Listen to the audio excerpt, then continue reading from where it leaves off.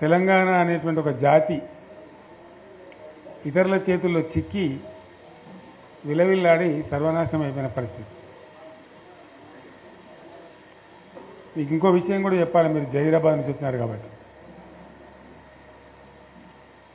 నేను ఉద్యమానికి ఇక పోవాలి, ఇక తప్పదు,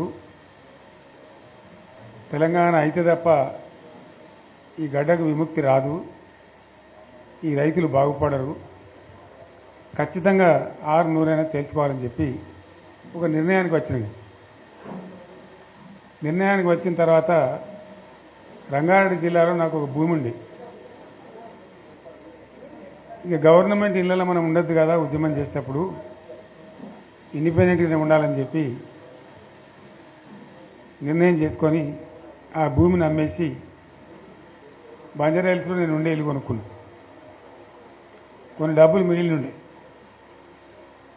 మిగిలితే కన్నా భూమి కొందామంటే ఒక ఆయన కలిసింది నాకు. వాళ్ళు కలిసిన ఆయన కాళహస్తి ఆయన గోపాలకృష్ణారెడ్డి అని నా దోస్తుండే. ఎక్కడ పోయినామంటే ఇట్లా ఇల్లు కట్టుకుంటున్నా అని చెప్పి కొన్ని డబ్బుల్ని భూమి కొనుక్కోవాలంటే, నెల్లూరు ఆయన ఒక ఆయన ఉన్నాడు, నేను రేపు చెప్తాను, నీ దగ్గరికి వస్తాడు, ఆయన తీసుకుపోయి నీకు భూములు చూపెడతాడు అని చెప్పాడు. ఎవరు? నెల్లూరు ఆయన. సరే రాని మానికైతే చూద్దామని నేను పొద్దున వచ్చింది. వచ్చిన తర్వాత పోదాం సార్ అని బయలుదేరినాం. బయలుదేరిన తర్వాత ఇక చక్కగా నారాయణఖేడ్ దాకా పోవాలి సార్ అని. సరే మంచిది పా అని చెప్పి సదాశివపేట కన్నా ముందు నుంచి చూపెడుతుంది నాకు. సదాశివపేట కన్నా జర ముందు నుంచి ఆడ 1700 ఎకరాలు ఆయనే అడ్వాన్స్ ఇచ్చాడు. 1700 ఎకరాలు. ఇక ఆ నుంచి ముందుకు పోతుంటే ఇది పలానది, ఇది పలానది, ఇది పలానది చెప్పుకుంటా జైరాబాద్ టౌన్కి వచ్చింది. వచ్చిన తర్వాత కొంచెం ఇప్పుడు అది మొగడంపల్లి మండలం అయిందేమో, ఆడ దిక్కు తీసుకొని పోయింది కొంత దూరం. అప్పుడు జైరాబాద్ మండలం ఉండేది. తీసుకొని పోయి చూపించండి ఇవన్నీ పలాంది పలాంది. అలా ఒక్కంది కూడా మన తెలంగాణలో పోయలేదు, అన్ని ఆంధ్రలో పోయలేదు. సరే ఇంకేం చూపెడుతున్నాను అడిగింది. ఇంకా చాలా ఉన్నాయి సార్, నారాయణఖేడ్కి కూడా పోవాలి, నాకు అర్థమవుతుంది కదా, తెలుస్తుంది కదా అని చెప్పి సరే ఇక లద్దు బాయ్సాబ్ ఇక రేపు తిరుగుదామని చెప్పి తెల్లారి మళ్ళీ తీసుకొని పోయాం. ఇక పోయి అటు నారాయణఖేడ్ దిక్కు చాలా దూరం పోయినాం. మన బీదర్ రోడ్ పోయి పోతాం కదా, అటు చాలా దూరం పోతే ఇప్పుడు ఈయనది ఒక 60 ఎకరాలనేది నన్ను దొరకపోయినది అలా చెరుకు పెడుతున్నారు. జరిగి మళ్ళీ మొగడంపల్లి ఇతరులకి జైరాబాద్ రూరల్ మండలం తీసుకొచ్చి వచ్చిన మన బుదేరా గుట్ట ఉంటుంది కదా, అసలు మట్టి గుట్ట ఎక్కించి నిలబడితే మొత్తం కనబడుతున్నాయి ఇట్లా మామిడి తోటలు, ఫామ్ హౌజులు.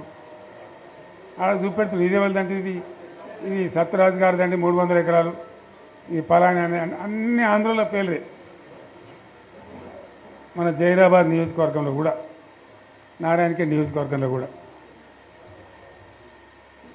అవి చూసిన తర్వాత నేను రాత్రి హైదరాబాద్ వచ్చిన తర్వాత మిత్రులతో మాట్లాడి ఇక ఉన్న తెలంగాణ ఇప్పటికే పోయింది, 600 సరే తెలంగాణ కావాల్సింది, ఇక ప్రాణం పోయినా సరే కొట్టాలని చెప్పి జైరాబాద్ నారాయణఖేడ్ చూసి వచ్చిన తర్వాతనే ఇంకింత బలమైన నిర్ణయం తీసుకొని మొండిగా పోరాటానికి పోయినాం. ఇంకో విషయం కూడా మీకు నేను చెప్పాలి.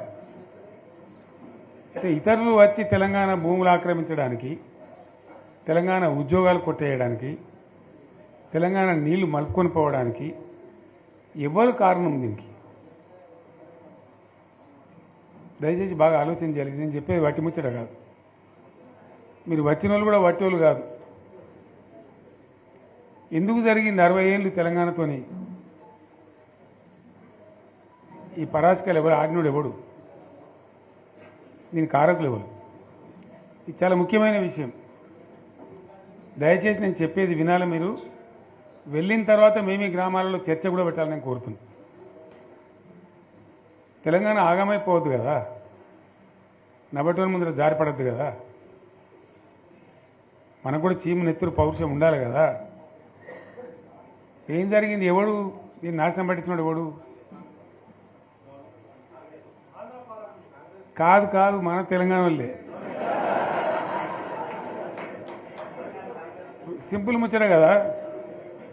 దోపిడీ చేద్దామని వచ్చేటోడు ఎప్పుడు దోపిడీదారుడే, కానీ వాడిని సర్దిగట్టినోడు ఎవడు? నేను ఉద్యమంలో చెప్పే కదా, కత్తి ఆంధ్ర ఉందే కానీ పొడిచేటోడు తెలంగాణ వాడే. వాస్తవం చెప్తున్నాను నేను మీకు. ఆ రోజు కూడా అదే కథ. తెలంగాణలో గట్టిగా ఉంటే ఆనాడున్న కాంగ్రెస్ నాయకులు సమస్య లేదు మాది మేము ఉంటామంటే ఎందుకు కలుపుతుంది ఆంధ్రతోని? ఏమక్కడ ఏర్పడుతుండే? మనోళ్ళ యొక్క తెలివి తక్కువతనము బలహీనతనే మనల్ని జబర్దస్తి వంచబోయి ఆంధ్రలో కలిపించు. ఆ గోస 60 ఏళ్ళు అనుభవించినాం మనం. ఏం గోస అది నాకు అర్థం కాదు. లేక కాదు కదా. కరెంటుకి ఏం గోస పడ్డాం? ఏం పరాస్కలాడు మనతోని? ఒకడు బట్టలు ఆరేయాలంటాడు, ఇంకోటి అంటాడు. జోకులు మన మీద. ఆ ట్రాన్స్ఫార్మర్లు కాలిపోవడు, మనం లంచాలు ఇచ్చుడు. ఒకసారి యాడ్ చేసుకుంటే ఇప్పుడు మళ్ళీ కళ్ళకి నీళ్ళు వస్తాయి. ఎందుకు పడ్డాం అంత బాధ, అంత అవస్థ? ఆనాడు నేను వచ్చి తిరిగిన బాగా, కానీ నేను ఒక మంత్రిని మాత్రం నేను చేయగలిగేది తక్కువ. ఉన్నంతలో తిరిగిన మా బడంగపేట చెరువు కానీ, ఏడాకులపల్లి చెరువు కానీ, గొడిగాడిపల్లి చెరువు కానీ కొన్ని పనులేదో చేయగలిగినాం అప్పుడు చేసినంతలో. కానీ ఎందుకైనా మంచిది పానం పోయినా సరే అని చెప్పి కొట్లాడినాం, దిగినాం. కొందరు వెనుక కొందరు ముందు మనోళ్ళు జమ కావడానికి ఆలస్యం పట్టింది, టైం పట్టింది. కానీ తెలంగాణ తెచ్చుకున్నాం. ఒక 20-25 ఏళ్ళు గోసపడ్డ కరెంటు. 25 ఏళ్ళు కదా. మూటలు గాలుడు, ట్రాన్స్ఫారం గాలుడు, లంచాలిచ్చుడు, అంత గోసపడ్డటువంటి బాధను 6-7 నెలలనే 24 గంటలు అందరికీ కరెంట్ స్టడీ చేసినాం. మరి కాంగ్రెస్ వాళ్ళు చాలా పెద్ద సిపాయిలైనది. ఒకరిని మించిన వాడు ఓడుండే. మరి వాళ్ళు ఎందుకు చేయలేకపోయింది 25 ఏళ్లలో? మన తెలంగాణ వచ్చినాక మరి మనం ఎట్లా చేసుకున్నాం, నడుపుకున్నాం 7-8 ఏళ్ళు.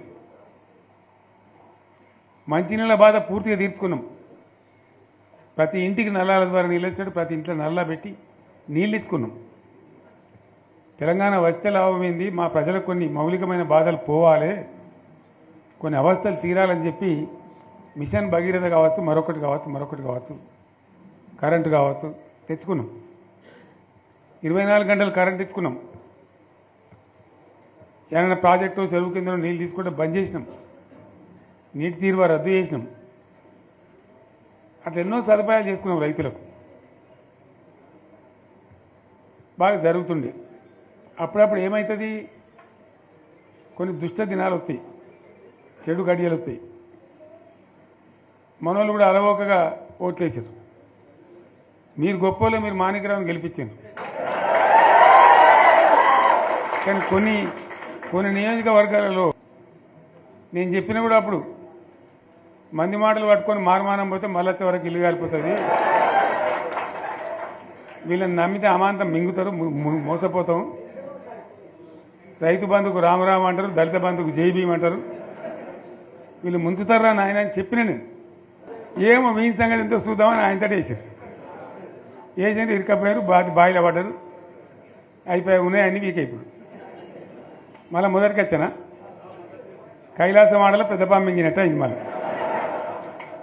అంతే కదా, గ్యారంటీగా మంచిగా సంసారం జరుగుతుంది. ఇద్దరు తువ్వకొచ్చినాం.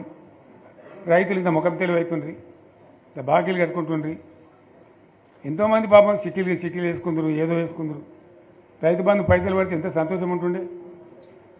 ఆయన పోయిన ఇప్పుడు గంగలు గడిచిపోయింది. ఇప్పుడు వాడు ఇస్తాడో ఏడో భగవంతుని కనుక